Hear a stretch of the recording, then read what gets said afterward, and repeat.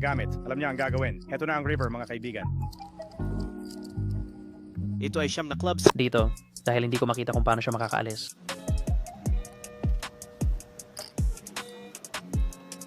Jack at huwag siyang hayaang i-check yon pabalik sa turn. Eto, hindi mo siya masisisi. Nag-check call lang siya matapos makakuha ng full house. Ang juice na yan ay walang pinabago.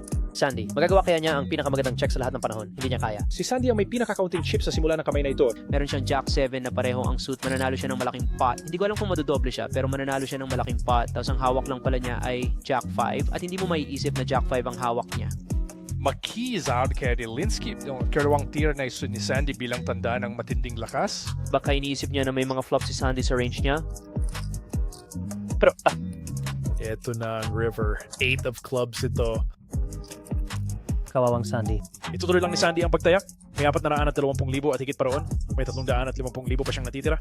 Malungkot ang flight pa uwi ni Sandy sa Washington. Na cool off siya. Napakasakit para sa kanya.